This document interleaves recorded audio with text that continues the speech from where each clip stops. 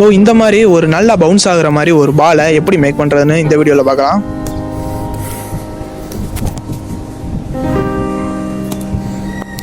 So இதுக்காக நான் ஒரு பிளாஸ்டிக் டப்பா எடுத்து வச்சுக்கிறேன். அதுக்கடுத்து ஒரு ஹெட் அண்ட் ஷோல்டர் ஷாம்பு எடுத்து இந்த மாதிரி பிச்சு அதில் ஊற்றிக்கோங்க.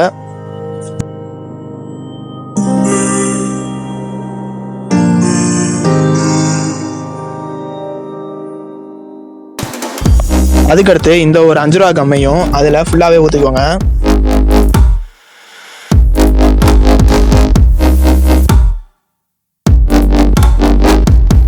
அதுக்கடுத்து இந்த ஒரு பெஃபிகால் கம்மையுமே ஊற்றிக்கோங்க.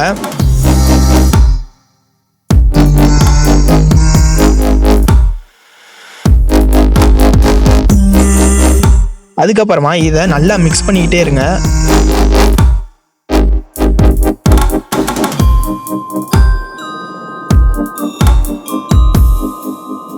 இப்போது நம்ம மேக் பண்ணி வச்சுருக்கதை நல்லா ஸ்லைம் மாதிரி வர அளவுக்கு நல்லா கிண்டி விட்டுக்கிட்டே இருங்க.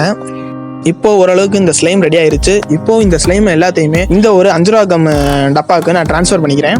ஸோ இப்போ அடுத்ததான் இந்த மாதிரி ஒரு பலூன் எடுத்துக்கிட்டு ஸோ இப்போ அந்த ஒரு ஸ்லைம் எல்லாத்தையுமே இந்த பலூனுக்கு மாற்றிக்கோங்க.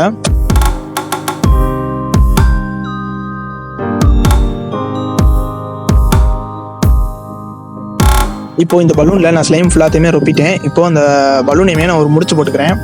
இப்போ அந்த பலூனை முடிச்சு போட்டதுக்கு அப்புறமா அது மேலே உள்ளதை அப்படி கட் பண்ணிக்கலாம். ஸோ இப்போதைக்கு நம்மக்கிட்ட ஒரு பால் ரெடி ஆயிருச்சு. இது இன்னும் தயாராகணும்னா நீங்கள் ஒரு 3 days ஆகுது இந்த ஒரு பாலை நல்லா வெயிலில் காய வைக்கணும். அப்படி காய வைக்கிறனால அந்த ஒரு ஸ்லைமு நல்லா கெட்டியாயிரும். அது ஒரு பால் ஷேப்புக்கு ஆட்டோமேட்டிக்காக மாறிடும். ஸோ இதில் மெயினான விஷயம் என்னன்னு பார்த்தீங்கன்னா அந்த பலூனில் கொஞ்சம் கூட ஏர் இருக்கக்கூடாது. அப்படி இருந்தால் மட்டும்தான் பால்னுங்கிறது நல்ல ஒரு ஷேப்புக்கு மாறும். ஸோ இது வரைக்கும் இந்த வீடியோ பார்த்துக்கிட்டு இருக்கீங்கன்னா மறக்காம நம்ம வீடியோக்கு ஒரு லைக்கை போட்டு கீழே போய் சப்ஸ்கிரைப் பண்ணிட்டு பக்கத்தில் உள்ள பெல் ஐகானை கிளிக் பண்ணிக்கோங்க. கிளிக் பண்ணீங்கன்னா ஆல் கேட்கும், ஆளில் போட்டுக்கோங்க. அப்போ தான் நான் போடுற வீடியோ உங்களுக்கு கண்டினியூஸாக வரும்.